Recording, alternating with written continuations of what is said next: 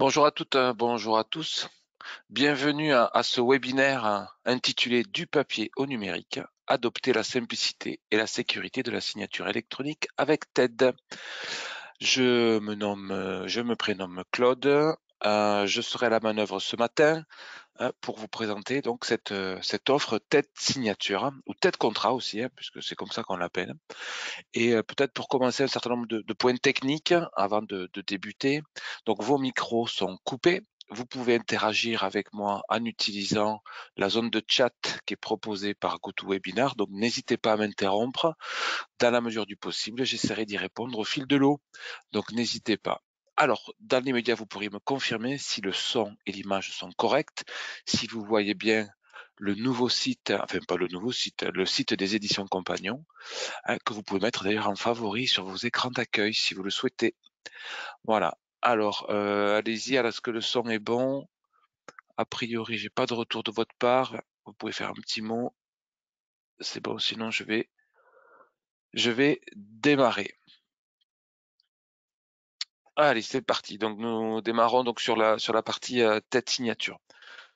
Je ne vais pas vous faire un discours sur les enjeux du numérique, l'évolution nécessaire de passer au numérique. La facture électronique a été repoussée de quelques mois.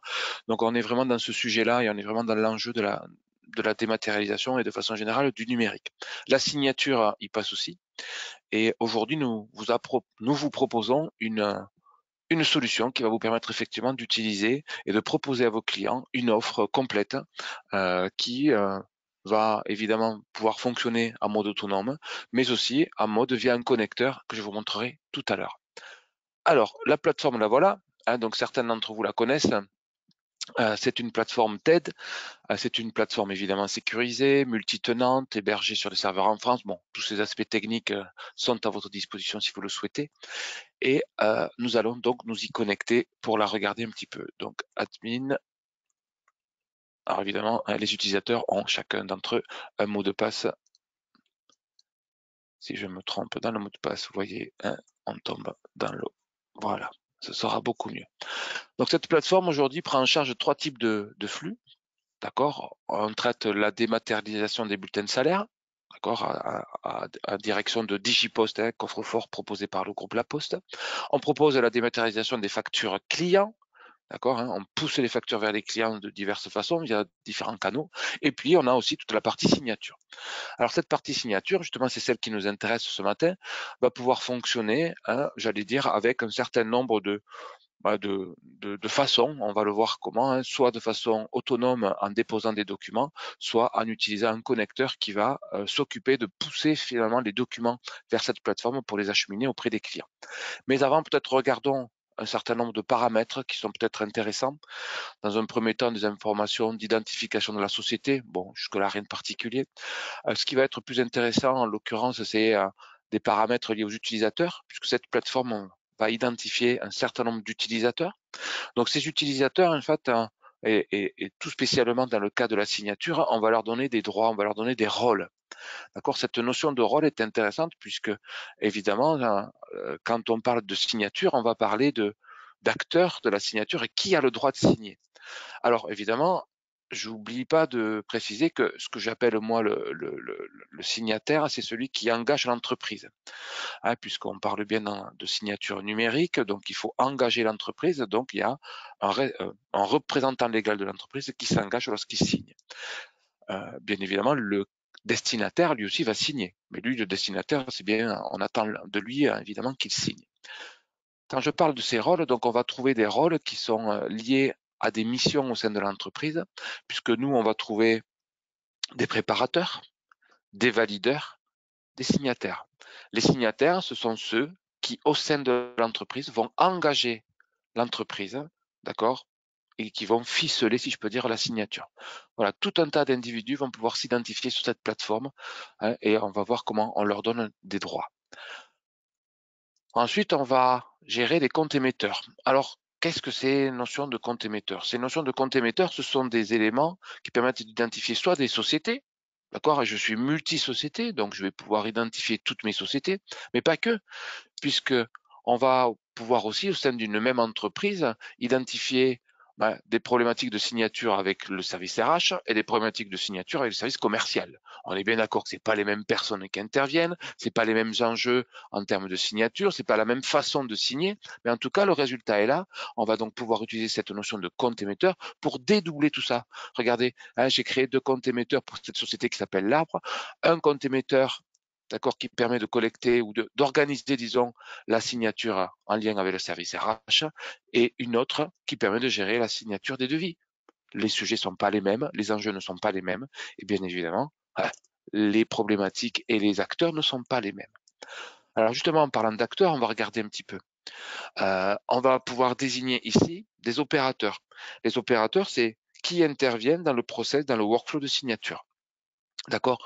Ce que je vous disais tout à l'heure, on identifie des préparateurs, on identifie des valideurs et on identifie des signataires. Tout ça, ce sont des individus, ce sont des utilisateurs de la plateforme, des individus appartenant à l'entreprise. On donne des droits et on voit très bien que le préparateur, en l'occurrence, dans la gestion des contrats, il peut préparer les contrats, gérer les contrats, suivre les contrats. Il ne peut pas valider les contrats, il ne peut pas signer les contrats. J'ai oublié de vous dire que j'étais connecté en tant qu'administrateur, pour ceux qui l'auraient oublié. Donc c'était important, je vois tout finalement. Voilà, c'est pour ça que je peux manager tout ça. Le préparateur, lui, n'a pas accès à ces éléments de paramétrage et ne peut pas se modifier les droits. Donc suivant l'action que l'on va mener, ou la position dans le workflow, on va organiser et faire apparaître ces gens-là. Ensuite, pardon, on va gérer les contrats. On va gérer les différentes façons de faire signer. Donc là, j'en ai mis quelques-uns. En fait, vous allez pouvoir organiser les signatures. On verra tout à l'heure avec un exemple concret.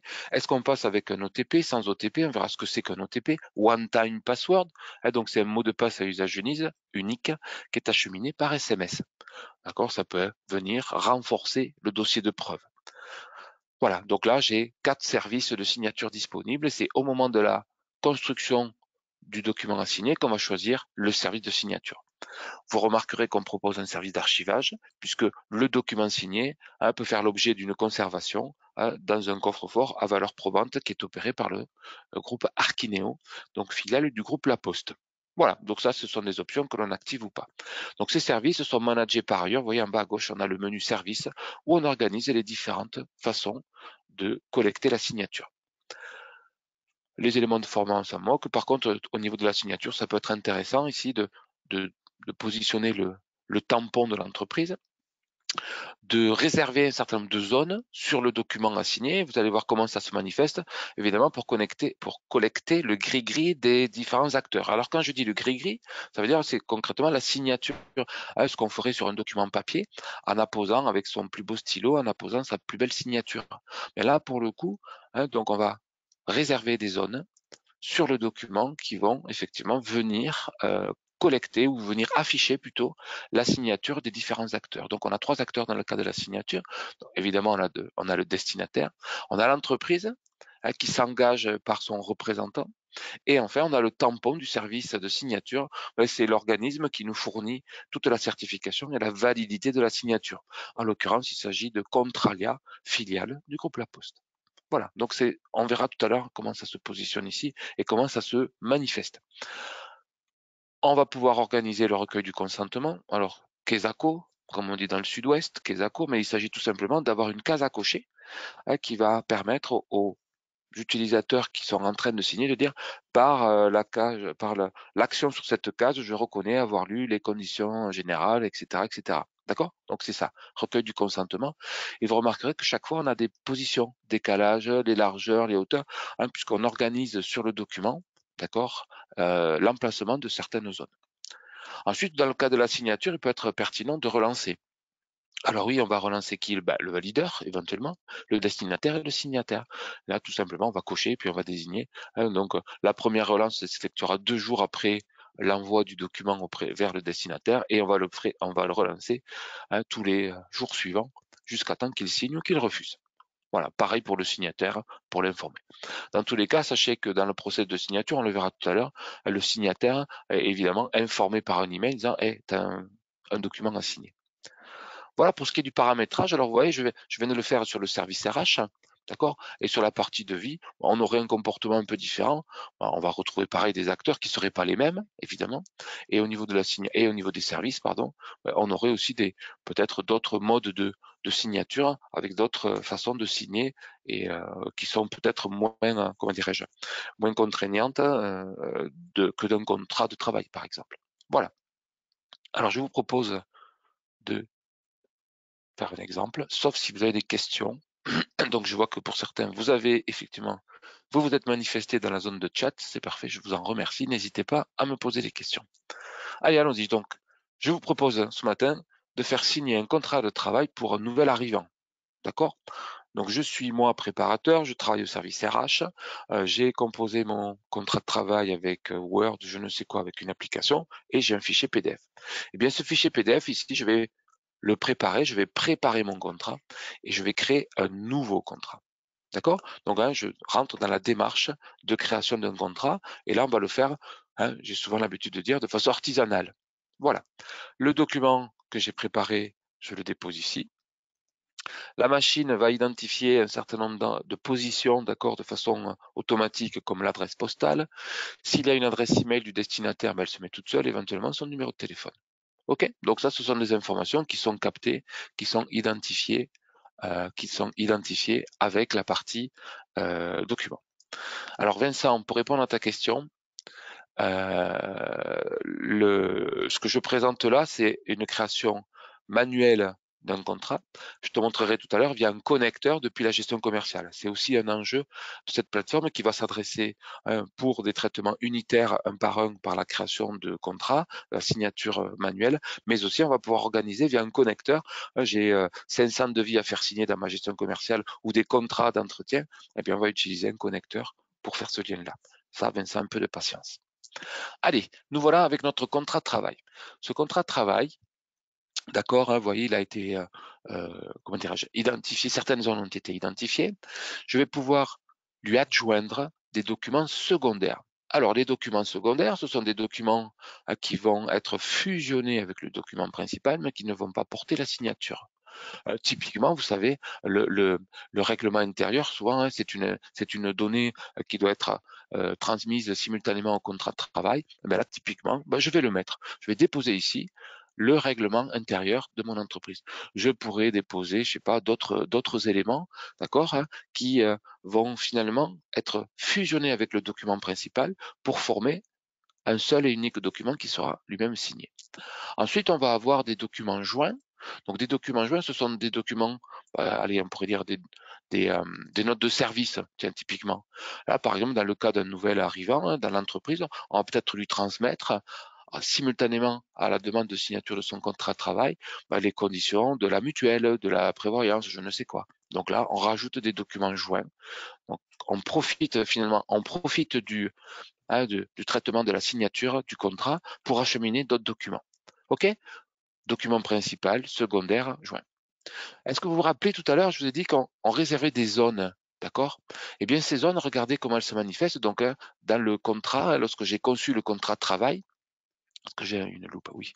Lorsque j'ai conçu le contrat de travail, vous voyez, j'ai écrit là, je l'ai fait exprès, je l'ai écrit en gris clair, peut-être vous le voyez, signature destinataire, tampon contralia. Eh bien, c'est l'emplacement où va se positionner le gris-gris du salarié, le gris-gris de l'employeur et le tampon certificateur de Contralia.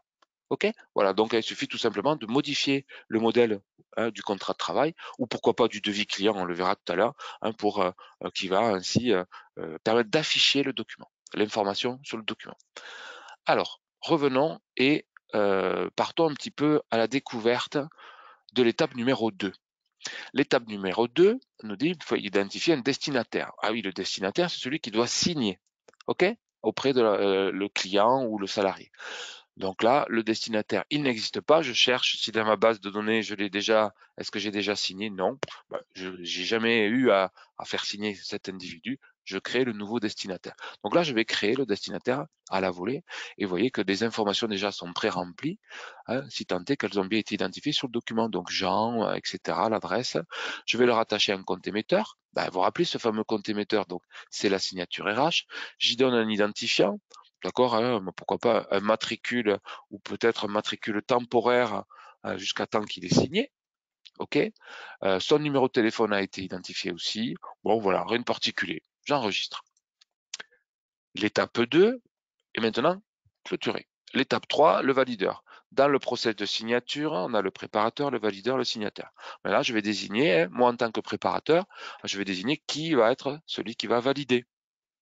OK. Bon, voilà, Claude Fabier, contrat ou Sandra. Ben là, en l'occurrence, on pourrait désigner celui qui valide. Donc celui qui valide, ça veut dire que c'est celui qui va relire le contrat, voir si je ne me suis pas trompé dans les sommes. Allez, je vais me mettre moi-même puisque j'ai toutes les casquettes. Je peux aussi désigner le signataire. Qui c'est qui va signer? Dans la liste des signataires autorisés, quel est celui qui va finaliser la signature de ce contrat de travail? C'est moi-même aussi. Ensuite, on va choisir en étape 5 le service de signature. Comment je souhaite faire signer ce contrat de travail. Et vous voyez, on retrouve les 4 services que l'on avait tout à l'heure au niveau du compte émetteur. Signature, un OTP, auto-signataire, etc. Donc les OTP, c'est One Time Password, c'est le SMS. D'accord? Alors là, je vous propose de faire signer un seul OTP, c'est celui du destinataire, d'accord, qui va devoir communiquer un code lorsqu'il va signer. Une désignation du contrat, le contrat de CDI de Jean Pousse. On pourrait mettre des personnes en copie, intéressant, d'accord, hein, pour les informer de l'avancement de la signature. Là, je sais pas, le service RH, pourquoi pas, ou dans le cas de la signature d'un devis, le commercial qui a initié le devis, j'en sais rien. On peut tout imaginer, on peut mettre plusieurs adresses. Évidemment, toute signature, hein, dans le cas de la signature numérique, on lui attribue une date limite. Donc cette date limite, on va la repousser jusqu'en décembre. Donc la personne a un mois pour signer son contrat. Au-delà de ce délai, le contrat s'éteint. Il ne sera plus possible de le renseigner. Et là, on va pouvoir renseigner des messages. D'accord? Alors on identifie 3 types de messages. D'accord? Pour le destinataire, pour le valideur, pour le signataire. Je crois que c'est suffisamment clair. Donc chaque individu, chaque acteur de la signature verra son message qui lui est destiné. Ou pas, s'il n'en a pas. Voilà. Alors je vais j'ai plusieurs options. Soit j'enregistre pour revenir plus tard sur ce contrat et le valider. Comme je suis moi-même valideur, vous voyez, je pourrais le soumettre à validation, mais c'est pas utile puisque c'est moi-même le valideur. Par contre, s'il y avait un workflow avec une personne différente, je pourrais le soumettre à validation. Et là, tout simplement, je vais le valider. Le valider veut dire que je l'ai relu, la composition du contrat est bonne, je vais pouvoir l'envoyer au destinataire.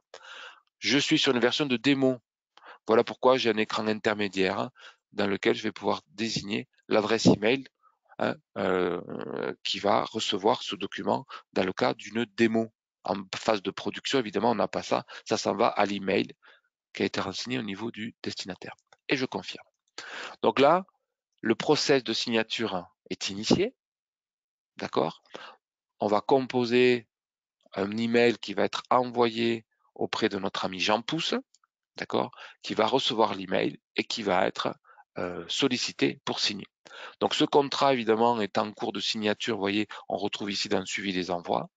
Et là, par un tour de passe-passe, attention, je vais m'appeler Jean Pousse. Donc là, je rentre dans la société, dans l'email de Jean Pousse que je trouve ici. Bonjour Jean Pousse.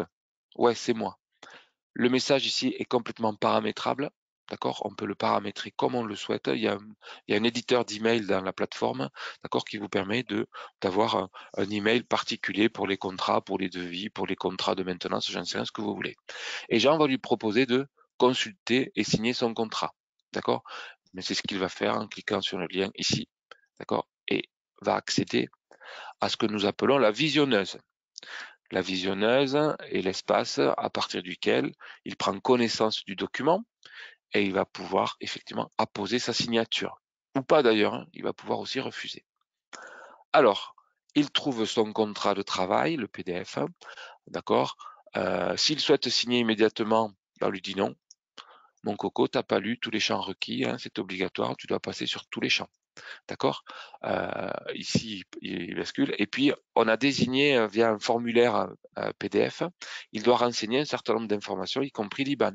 Donc, les formulaires PDF sur lesquels on attend un retour du collaborateur, en l'occurrence pour le cas d'un contrat de travail, il va pouvoir identifier ici un IBAN, un code BIC, je ne sais rien comment ça marche ça, très bien, on va dire ça, etc.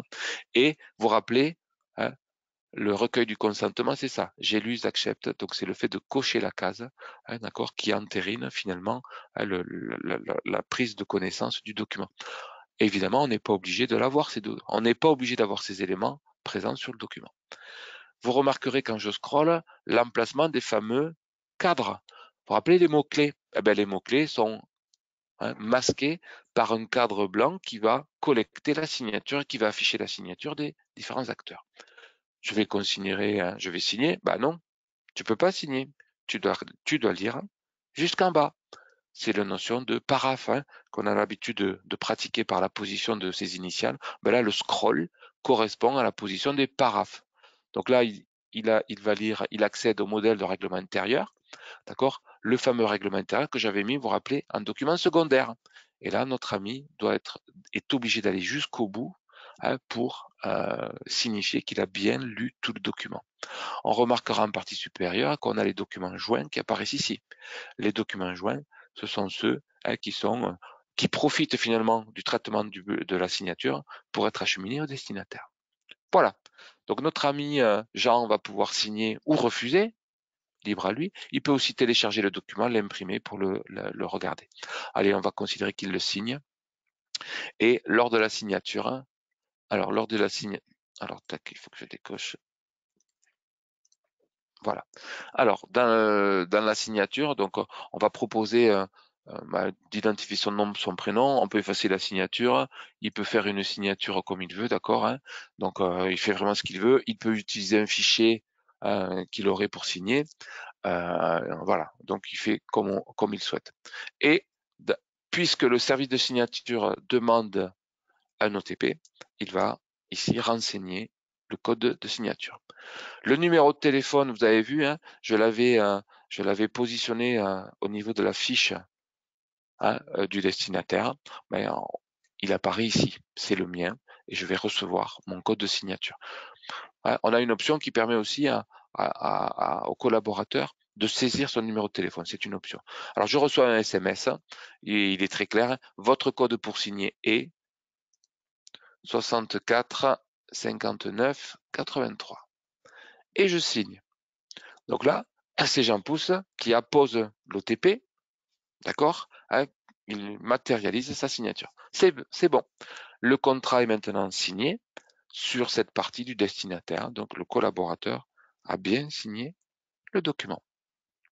Maintenant, ce document est revenu dans le giron de l'entreprise et doit être entériné par le signataire. Vous vous rappelez, le signataire, c'est celui qui engage l'entreprise. Donc le signataire reçoit un email, d'accord, voilà. Donc voilà l'email type que reçoit le signataire, mais bien évidemment sur la plateforme, s'il a les droits, il retrouve ici, d'accord, son document. On voit qu'il a été signé par Jean Pousse. Le signataire, c'est moi-même, donc je vais pouvoir moi-même signer le document. Donc je signe le document. D'accord? Et je suis dans le même contexte que mon ami Jean Pousse, et dans les mêmes conditions, je dois visualiser jusqu'en bas et scroller jusqu'en bas le document, puisque c'est une obligation que d'être dans le même contexte que notre ami. Regardez, un des cadres a été alimenté, il s'agit de la signature de Jean Pousse, mais par contre, moi, j'ai pas la mienne, l'employeur, et j'ai pas le tampon contralia qui ne sera posé que lorsque la signature sera parfaite des deux côtés, des deux parties. Allez, je scrolle jusqu'en bas, sinon la signature n'est pas possible. Voilà, j'ai scrollé jusqu'en bas et je signe. Donc la signature, ça c'est ma signature, c'est mon tampon de signature. Pareil, je peux l'effacer, récupérer une image, je peux utiliser le tampon de l'entreprise, je peux utiliser mon image de signature, je peux utiliser une image de ma signature que je vais télécharger. D'accord? Donc on fait comme on veut finalement et on choisit ce qui est intéressant de faire. Tiens, je vais te prendre le tampon de l'entreprise sur lequel j'appositionne mon gris-gris ici. Et je signe. Donc là, je suis le dernier acteur de la signature, j'engage l'entreprise. Et là, le document, il est parfaitement signé. Notre ami Jean Pousse, lui, évidemment, est informé. Il reçoit donc un email lui disant « Bonjour, monsieur Jean Pousse, le document est signé par toutes les parties. » C'est vu, ça? C'est bon, hein, l'alternance des emails sur cette plateforme-là. Donc, il est sollicité la première fois pour signer, il signe, et quand l'entreprise a signé, il reçoit un email en disant « Ok, c'est signé ». Et il va, lui aussi, et surtout, il va récupérer son document signé. Allez, il accède de nouveau à cette fameuse visionneuse qui, évidemment, maintenant affiche quoi? Les 3 tampons, celui de Jean Pousse, celui du signataire de l'entreprise et le tampon Contralia. D'accord? Il peut le déposer directement sur Digipost. Oui, parce que si on a la démat du bulletin, ça peut être intéressant de le déposer sur Digipost. Et il va surtout pouvoir le télécharger. Donc le télécharger, sachez que le document ne reste accessible sur notre plateforme que 2 mois. Pourquoi 2 mois? Parce que tout simplement, nous ne sommes pas tiers archiveurs. Notre métier, ce n'est pas d'archiver. D'accord? On ne sait pas archiver. Nous ne sommes pas des tiers archiveurs. Et donc, le RGPD autorise, d'accord, j'allais dire, le stockage pendant 2 mois. Alors, j'accède au fichier PDF, au fichier zip, pardon, puisque je peux faire transiter avec ce contrat plein de documents. C'est pour ça que je construis un fichier zip. Je suis Jean Pousse, j'ouvre mon contrat de travail. Donc, je vais ouvrir ce contrat de travail avec une application de lecteur PDF, n'est-ce pas, pour montrer les signatures. C'est tout à fait intéressant. D'ailleurs, on le voit, on authentifie toutes les signatures. Alors, un panneau m'informe qu'une des signatures est non conforme. Forcément, je suis sur une plateforme de démo. D'accord? C'est pour ça qu'on a marqué test ici. Et donc, l'acteur de la signature, en l'occurrence Contralia, ne fournit pas une signature complètement parfaite. On est sur une plateforme de démo. Sur la production, évidemment, on n'a pas cet écran. Allez, je descends. Alors voilà, regardez, on a nos trois pavés qui portent les gris-gris des 3 individus, des 3 acteurs. Quand je clique sur l'un d'entre eux, regardez, j'accède aux propriétés de la signature et en cliquant là-dessus, j'ai vraiment tous les détails, d'accord? J'ai vraiment tous les détails de la signature et de la validité technique de cette signature. OK? Ces éléments, on va pouvoir aussi les retrouver sur la partie gauche, ici, sur Acrobat Reader, avec le stylo plume, on retrouve tous les niveaux de signature pour justifier tout ça. Enfin, on a le tampon de Contralia, et ce tampon de Contralia, il est intéressant parce qu'il affiche un GUID, vous voyez le 2C94AD, etc. Mais cette information, c'est le hash du fichier qui va être stocké chez Contralia.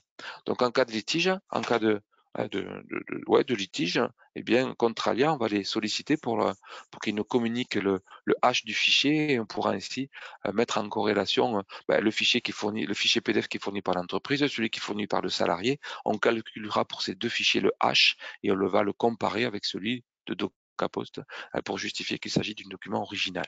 OK? Voilà. Donc la signature, elle est là. Ce document, bien évidemment, n'est plus modifiable. D'accord? Il est complètement verrouillé. On ne peut plus le modifier.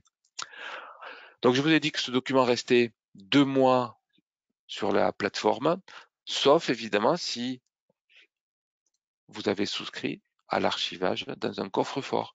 Donc, puisqu'ici, on permet l'accès au coffre-fort, c'est le coffre-fort de l'entreprise, et on pourrait récupérer ici les éléments du contrat de travail. Sinon, qu'est-ce qu'on fait? Tout simplement, on va extraire le document, on va le télécharger. D'accord, on peut le télécharger aussi. Donc ici, alors on peut le télécharger en masse, pardon. Alors soit on le télécharge de façon unitaire, d'accord? Soit on va télécharger en masse, vous voyez, télécharger les documents. Pour tous les documents qui n'auraient pas été téléchargés, je vais pouvoir tous les récupérer. Voilà. Donc vous avez vu la signature, on a fait pas à pas pour bien comprendre le process avec les différents acteurs, les préparateurs, les validateurs, les signataires. D'accord? Par contre, vous avez vu, il faut déposer le document un à un, mais ça peut être un usage qui est tout à fait pertinent. Alors maintenant, Vincent, c'est pour toi. On va passer dans un process qui lui permet de traiter en masse des documents. Alors là, ça s'adresse à l'aspect commercial, à la signature des devis, à la signature des contrats de maintenance. Tiens, on a déployé très récemment un client sur Bordeaux qui fait l'entretien des chaudières. Donc, il fait signer tous les ans un contrat d'entretien à ses clients. Je crois qu'il a plus de 1200 contrats. Donc, jusqu'à présent, il collectait aucune signature. Il envoyait un courrier, c'était l'horreur, quoi. Et là, qu'est-ce qu'on a fait? Allez, je vous montre. Ce client, il a EBP. Ça marcherait avec Sedge, pareil. Donc là, il a des contrats, il a des devis.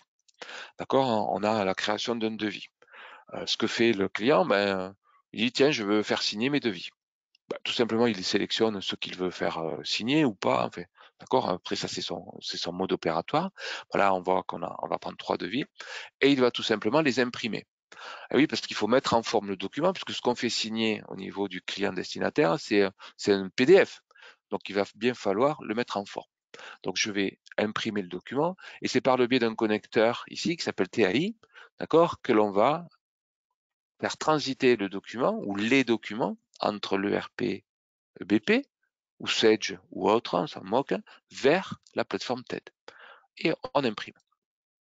L'impression va générer tout le process, bien évidemment, hein, dans un premier temps de prise en charge du flux par TAI, et puis surtout l'apparition des contrats ici, d'accord, au niveau de la plateforme.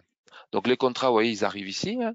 Donc j'ai un petit pop-up qui me dit que TAI a fait le job, et j'ai mes 3 contrats, d'accord, mes 3 devis qui ont été poussés depuis le RP, qui arrivent ici et qui ne demandent plus qu'à être validés. Alors, cette étape de validation, elle n'est pas nécessaire. C'est moi qui l'ai organisée, c'est moi qui la présente pour que vous voyez bien les documents. Sinon, on pourrait, dans le connecteur TAI, on pourrait tout à fait, euh, cocher une case qui dit, mais j'envoie directement les contrats signés sans passer par cette étape de validation, que la validation se fait toute seule. Et donc, c'est un process qui est complètement intégré, qui est complètement transparent pour l'utilisateur qui lance. Alors, qu'est-ce qu'on trouve dans ces documents? On va trouver exactement la même chose. On va trouver le devis à signer. Éventuellement, vous voyez, j'ai ajouté des documents complémentaires. Ce sont les CGV. Oui, je vais fusionner mon devis avec les CGV. J'aurais pu mettre des documents joints. Oui, je pourrais mettre des éléments commerciaux, d'accord, hein, directement ici. Pourquoi pas le RIB, un mandat de prélèvement, je ne sais rien, tout ça. Et ce document-là, d'accord, je vais pouvoir le valider. Voilà, tout simplement parce que j'ai intercepté, d'accord, les flux hein, pour pouvoir les contrôler, pour pouvoir vous les montrer. Voilà. Et là, on rentre dans un process exactement comme on l'a vu tout à l'heure, où le client reçoit, d'accord, on va le faire, tiens, le client reçoit un contrat à signer, son contrat ou son devis, son contrat de maintenance, etc. Donc là, il va recevoir un email, monsieur Tonk Savarin, je crois, là, qui s'appelle comme ça, et il va pouvoir ici, voilà, EBP devis à signer, il va pouvoir signer son contrat directement, d'accord, depuis la visionneuse que vous connaissez déjà. Donc l'intérêt de cette mécanique-là, elle est multiple. Hein, donc, vous avez une solution à proposer à vos clients hein, pour traiter en masse des documents que vous souhaitez faire signer. Ne laissez pas vos clients aller chercher une solution de signature numérique seuls. Et c'est souvent ce qui se passe. D'accord? Proposez-leur des solutions. La solution, elle est là. Elle est via TED, de façon unitaire pour traiter des documents unitaires comme on l'a vu tout à l'heure, mais aussi pour traiter des documents en masse. Le client dont je vous parlais tout à l'heure qui fait signer ses contrats de maintenance, je peux vous assurer qu'il est ravi. Il est ravi d'avoir une intégration complète dans le process et de plus avoir à galérer à traiter ces documents unitairement. Donc là, on est vraiment dans quelque chose qui est du concret. Et puis surtout, vous êtes promoteur de cette offre-là. D'accord? Et comme ça, vous avez aussi la capacité bah, de revenus en lien avec les traitements qui sont pris en charge par TED, par vos clients, par les clients de vos clients, quoi. Voilà, donc c'est vraiment ce sujet-là et qui est tout à fait intéressant. Bon, voilà, vous savez signer. Tiens, regardez. Ah, mais si, j'avais un code de signature avec un OTP là aussi. Bon, très bien. Et là, vous voyez. Alors, tout à l'heure, on a vu hein, que le numéro de téléphone, il était identifié. Là, il n'est pas identifié. Mais à ce moment-là, on demande à l'opérateur qui signe de le renseigner, tout simplement. Voilà. Allez, je vais remettre mon téléphone 0625. Hop là. De nouveau, ça y est, 242 176, 242 176, et je signe. Et là, contrairement à tout à l'heure, la signature de l'entreprise, elle est apposée automatiquement. Dans le cas du contrat, tout à l'heure, qu'est-ce qu'on avait? On avait besoin que l'entreprise s'engage par la signature réelle du chef d'entreprise. Dans le cas du devis, vous vous rendez compte, on ne va pas lui dire qu'il va les signer. En fait, on a une option dans TED qui permet d'accord, d'apposer de façon automatique la signature de l'entreprise. Voilà pourquoi, hein, dès lors que Hugo Tongue-Savarin, là, il a signé, il reçoit immédiatement un email en disant OK, c'est signé, puisque la signature de l'entreprise est apposée automatiquement. D'accord, ce sont les options des services de signature que je vous ai pas montré tout à l'heure, mais peut-être qu'on pourrait regarder. Vous voyez, on a les différentes options, d'accord, de signature. Donc ça, c'est hop, signature auto-destinataire. Ouais, c'est ça. C'est-à-dire que donc on a différentes options et donc on va pouvoir nommer différemment les services de signature et cocher telle ou telle case. Donc là, en l'occurrence, pour cette signature qui s'appelle la signature 1OTP auto-signataire, et tout simplement cette case à cocher. Ouais. La signature de l'entreprise est apposée automatiquement après celle du destinataire. Voilà, c'est ça. Alors, Vincent soumet une question qui est tout à fait pertinente. Donc, on a vu qu'on savait sortir de la gestion commerciale, imprimer, et le connecteur TAI se charge de déposer les documents auprès des clients destinataires. Mais qu'est-ce qu'on en fait de ces documents une fois qu'ils sont signés? C'est ça, hein. Eh bien, aujourd'hui, hein, il faut évidemment voir que nous, on n'a pas d'éléments pour refaire le lien, hein, puis il faudrait mettre en œuvre une technologie d'écriture dans l'ERP. Donc, c'est pas l'enjeu de TED. Les documents, pour l'instant, il faut les récupérer. D'accord, une fois qu'ils sont signés, il faut les récupérer et les réassocier dans l'ERP. Ou pas, ou simplement les stocker. Et on sait qu'à tout moment, on peut interroger pourquoi pas une GED ou pourquoi pas un dossier sur un SharePoint pour récupérer le document. Donc aujourd'hui, on ne sait pas renvoyer de façon automatique les contrats, tout simplement parce que ça change un petit peu le métier de TED. TED, son métier, c'est de faire le centre de tri, en fait, hein. Donc on dépose, on nous confie des documents et on les achemine vers un destinataire. Mais une fois qu'effectivement, dans le cas du contrat, le document il est signé, eh bien, on ne sait pas réécrire dans la source. Bah oui, parce que c'est pas le métier de TED. Alors, peut-être que ça va évoluer, hein. Les demandes, effectivement, sont pressantes pour récupérer et pour faire ça. Donc, il n'est pas exclu que ce retour dans l'ERP soit mis en place. Bon, là, dans tous les cas, hein, c'est très facile de télécharger tous les documents, de les stocker dans un dossier, et c'est très facile ensuite de les retrouver. Voilà. Alors, avez-vous des questions ou d'autres questions? Merci Vincent pour tes questions, justement. Donc, ce qui est important, voilà, et surtout, je dirais ce leitmotiv, hein, aujourd'hui, la signature numérique, elle prend bien. Surtout, ne laissez pas vos clients chercher une solution tout seuls. D'accord? Vous avez une solution à leur proposer qui est facile à déployer, d'accord? Qui est simple d'utilisation, d'accord? Qui a un fonctionnel, ma foi, tout à fait riche, qui va encore évoluer dans le futur, puisqu'on travaille là à la multisignature. Multisignature, typiquement, hein, je vais souhaite faire signer plusieurs personnes qui participent à une formation, tiens, par exemple, hein. J'interviens chez les uns ou chez les autres, hein, je vais chez un client, il y a 5 personnes, je souhaite les faire signer. Bah oui, voilà, typiquement, c'est ça la multisignature.